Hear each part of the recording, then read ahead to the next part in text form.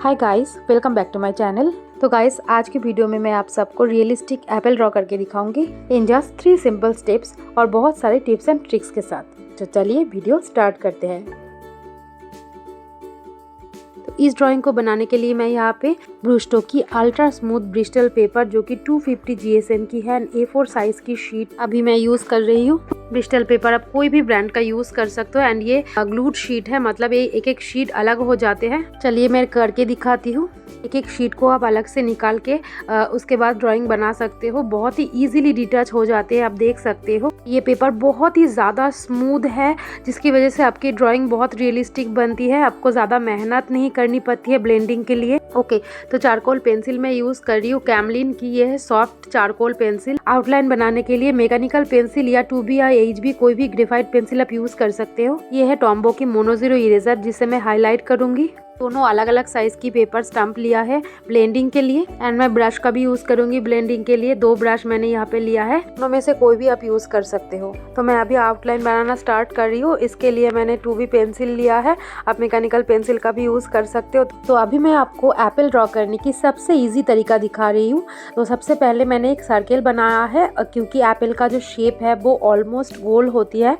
तो सबसे पहले सर्किल ड्रॉ किया है। अगर आप इस तरह से सर्किल ड्रॉ नहीं कर सकते तो बीच में प्लस बना के सर्किल आप ड्रॉ कर सकते, वो इजी रहता है। ट्राई करना कि खाली हाथ से ही ड्रॉ करें, कोई भी कंपास या ग्रिड लाइन का यूज़ मत करना क्योंकि ये बहुत ही इजी ड्राइंग है एंड बिगिनर्स के लिए सबसे ज़रूरी होता है कि खाली हाथ से जितना हो सके वो प्रैक्टिस करें, उससे आपकी ड्राइंग स्किल इंप्रूव होती है। तो अभी आप देख सकते हो जो सर्किल बनाया था उससे थोड़ा अंदर बाहर ज़्यादा या कम ड्रॉ करने से ही जो एप्पल का शेप है वो आ गया है कितनी ईजी तरीके से। भी जो अनवांटेड रेफरेंस लाइन है जो सर्किल ड्रॉ किया था उसकी जो पार्ट हमें नहीं चाहिए वो मैं इरेज कर रही हूँ।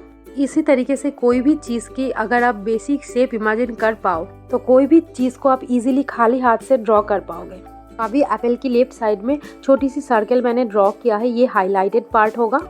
मेरा बेसिक आउटलाइन ड्रॉ करना कंप्लीट हो चुका है। अब मैं शेड करना स्टार्ट कर रही हूँ चारकोल पेंसिल से। ये ड्राइंग आप ग्रेफाइट पेंसिल से भी ड्रॉ कर सकते हो, सेम ही तरीका है, बस उसमें लेयरिंग थोड़ा ज़्यादा होगी क्योंकि ग्रेफाइट पेंसिल से चारकोल पेंसिल काफ़ी ज़्यादा डार्क होते हैं, उसमें ज़्यादा लेयरिंग करने की ज़रूरत नहीं होती एंड बहुत ही ईजिली ब्लेंड हो जाती है। तो इस तरह की रियलिस्टिक ड्राइंग मैं ज़्यादातर चारकोल पेंसिल से करना प्रेफर करती, बट ये आपकी चॉइस है, आप चाहो तो ग्रेफाइट से भी कर सकते हो। तो अभी मैं बहुत ही हल्के हाथों से ऊपर से नीचे और नीचे से ऊपर छोटी छोटी कर्व लाइन ड्रॉ कर रही हूँ। तो ये मेरी पहली लेयरिंग की शेड है, तो मैं इसको बिल्कुल भी प्रेशर का अप्लाई किए बगैर शेड कर रही हूँ, एकदम हल्के हाथों से।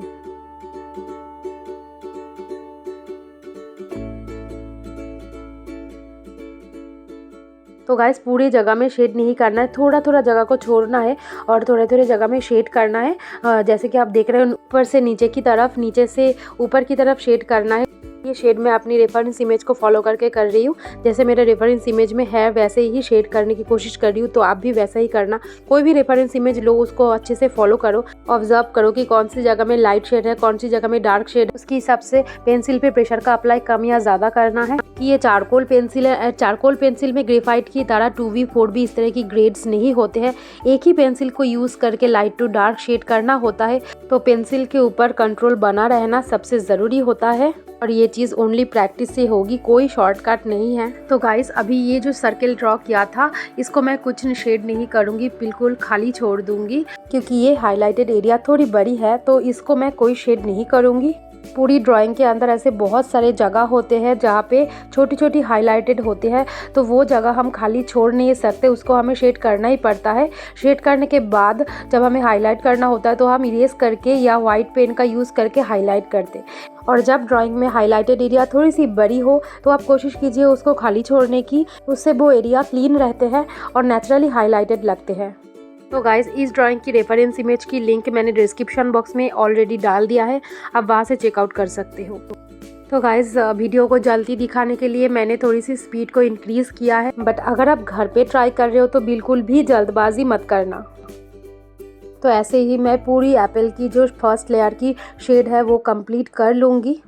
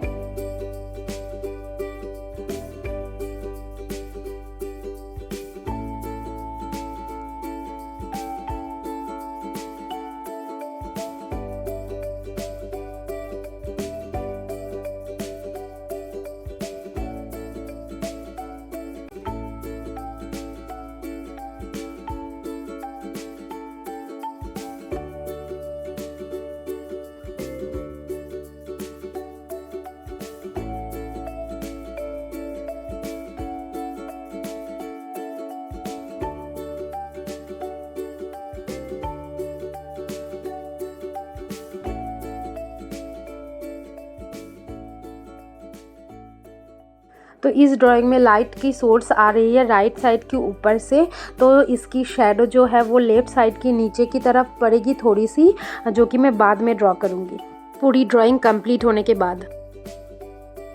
तो गाइज़ एक और चीज़ को ध्यान में रखना है, जैसे कि आप देख रहे हो मैंने पेंसिल को बिल्कुल टिप में नहीं पकड़ा है, मिडिल से पकड़ा है। इससे पेंसिल बहुत इजीली मूव होती है और पेंसिल पे प्रेशर भी कम पड़ते हैं। हमेशा पेंसिल को थोड़ा सा ऊपर से पकड़िए या मिडिल से, चाहे आप आउटलाइन बना रहे हो चाहे शेड कर रहे हो। जितना ऊपर से आप पेंसिल को पकड़ोगे पेंसिल पे प्रेशर उतना ही कम पड़ेगा और आपकी शेड भी बहुत ही हल्के हाथों से होगा। और क्योंकि पेंसिल इजीली मूव हो रहे हैं तो एक ही बार में आप ज़्यादा एरिया कवर कर पाओगे और ड्राइंग भी बहुत जल्दी बन जाएगा। तो फर्स्ट लेयर की जो शेड है वो कंप्लीट हो चुकी है। अब शेड को ब्लेंड करने के लिए ब्लेंडिंग स्टम्प यूज़ कर रही हूँ। फर्स्ट लेयर की शेड है तो मैं इसको ब्लेंडिंग स्टम्प से ब्लेंड करूँगी, इससे शेड बहुत स्मूथ होगी। फर्स्ट लेयर की शेड एक बार स्मूथली ब्लेंड होने के बाद जो मैं सेकेंड लेयर की शेड करूँगी उसको मैं ब्रश से ब्लेंड करूँगी, क्योंकि जो रेफरेंस इमेज मैंने लिया है उसमें एप्पल का स्किन बहुत ही ज़्यादा स्मूथ है। तो गाइज़ यहाँ पे आप देख रहे हो मैंने डार्क शेड को ब्लेंड किया है, तो इसके बाद ब्लेंडिंग स्टम्प बहुत ज़्यादा डार्क हो जाते हैं, इसलिए हमें टिश्यू पेपर से इस तरह से ब्लेंडिंग स्टम्प को थोड़ा सा साफ़ करना चाहिए, तो इसका जो एक्स्ट्रा शेड है वो रिमूव हो जाएगा। अगर ऐसा हम नहीं करते तो लाइट शेड को जब हम ब्लेंड करेंगे तो वो भी डार्क हो जाएगा। तो जब भी मैं डार्क शेड को ब्लेंड करने के बाद लाइट शेड को ब्लेंड करने जाऊँगी उससे पहले ब्लेंडिंग स्टम्प को थोड़ा साफ़ कर लूँगी।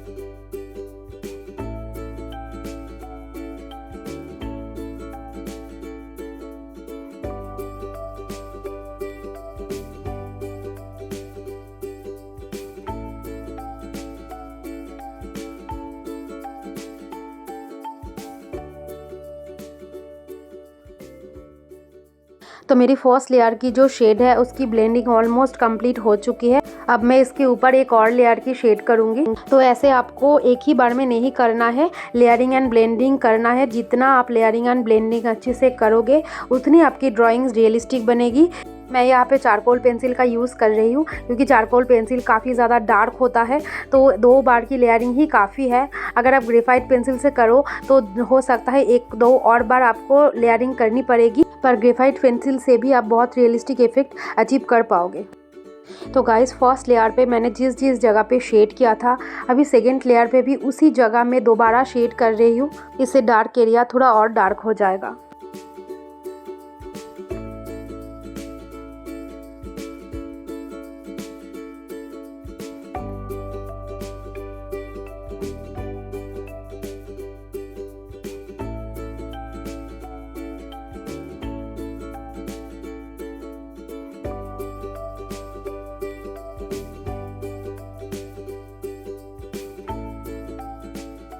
सेकेंड लेयर की शेड को ब्लेंड करने के लिए ब्रश यूज़ कर रही हूँ। ये वाटर कलर ब्रश है, आप मेकअप ब्रश भी यूज़ कर सकते हो, क्योंकि फर्स्ट लेयर की जो शेड है वो बहुत ही स्मूथली मैंने ब्लेंड किया था। तो अभी सेकेंड लेयर की शेड को उतनी स्मूथली ब्लेंड नहीं करना है, थोड़ा सा रफ दिखना चाहिए, ताकि जो एप्पल की स्किन का टेक्स्चर है वो रियल लगे।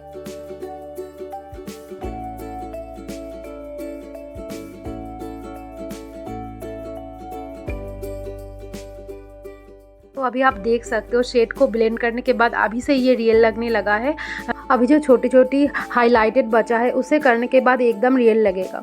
तो मोनोज़ीरो इरेज़र का यूज़ कर रही हूँ हाईलाइट करने के लिए। तो नॉर्मल इरेज़र से ये करना बहुत मुश्किल है, क्योंकि मोनोज़ीरो इरेज़र बहुत थिन और हार्ड होते हैं, तो इससे बहुत ही थिन लाइन इरेज होते हैं, इससे बहुत अच्छी इफेक्ट आती है, जो कि नॉर्मल इरेज़र से पॉसिबल नहीं है। तो अभी मुझे बहुत ज़्यादा हाईलाइट नहीं करना है, थोड़ा सा हाईलाइट करना है। जो शेड है उसकी बीच में जो गैप है, गैप को थोड़ा सा हाईलाइट करेंगे तो उसमें थोड़ा सा ग्लोइंग इफेक्ट आएगा। तो हाईलाइट भी बिल्कुल उसी तरह करना है जिस तरह से शेड मैंने किया था, एकदम छोटे छोटे कर्व लाइन ड्रॉ किया था, वैसे ही इरेज़र को भी पेंसिल की तरह ही यूज़ कर रही हूँ। तो अगर आपके पास मोनोज़ीरो इरेज़र नहीं है तो आप नॉर्मल इरेज़र को एंगल में कट करके देन उससे ये ड्राइंग ट्राई कर सकते हो। आई होप कि उससे भी काम हो जाएगा।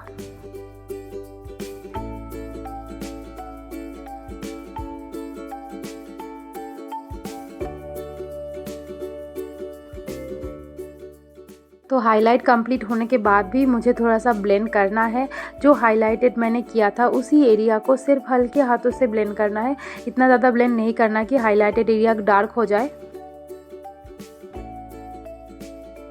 तो अभी सबसे लास्ट में मैं व्हाइट पेन का यूज़ कर रही हूँ, जो एप्पल की स्किन के ऊपर छोटी छोटी वाइट डॉट्स रहते हैं वो बनाने के लिए। और ये डॉट्स इतनी छोटी छोटी है कि इसको मैं इरेज करके नहीं कर पाऊँगी, इसलिए मैं पेन का यूज़ कर रही हूँ। और डॉट बनाने के बाद तुरंत ही हाथों से इस तरह से एक्स्ट्रा वाइट कलर को निकालना पड़ेगा ताकि नेचुरल लगे। अभी सबसे लास्ट में मैं शेडो ड्रॉ करूँगी, और शेडो ड्रॉ करने के लिए मैं डायरेक्ट पेंसिल का अप्लाई नहीं कर रही हूँ, मैं ब्रश में इस तरह से चारकोल का पाउडर लगा के देन इसमें शेड कर रही हूँ। इस वीडियो ऑलमोस्ट कंप्लीट हो चुकी है। तो गाइस वीडियो रिलेटेड कोई भी क्वेरीज आप कमेंट सेक्शन में पूछ सकते हो। वीडियो अच्छी लगी तो एक लाइक, कमेंट एंड शेयर ज़रूर करना, and please subscribe my channel ताकि मैं और भी ऐसे वीडियो बना सकूँ। So thank you so much for watching, see you in the next video.